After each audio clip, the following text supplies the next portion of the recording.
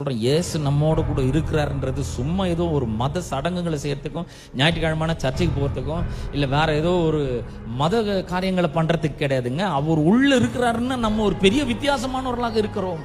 அவர் உள்ள இருக்கிறாரு, அவரும் நானும் ஒன்னா இருக்கிறோம். அவருடைய கண்ணு என்னுடைய கண்ணாயிடுச்சு, என்னுடைய கை அவருடைய கையாயிடுச்சு, என்னுடைய இருதயம் அவருடைய இருதயம் ஆயிடுச்சு, என்னுடைய மூளை அவருடைய மூளை மாதிரி ஆயிடுச்சு, சிந்திக்கிற விதமே தனி ஆயிடுச்சு. பவுல் சொல்றாரு, எங்களுக்கோ கிறிஸ்துவின் சிந்தை உண்டாயிருக்கிறது. என்ன மாதிரி சொல்றாரு பாருங்க.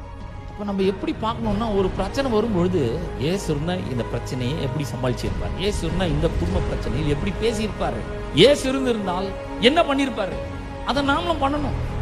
எப்படி பண்ண முடியும்? பண்ண முடியுமா? கண்டிப்பா முடியும். ஏன்னா அவர் நமக்குள்ளதான் இருக்கிறாரு. நம்ம நடக்கும்போது அவர் நடக்கிறாரு, கூட வர்றாரு.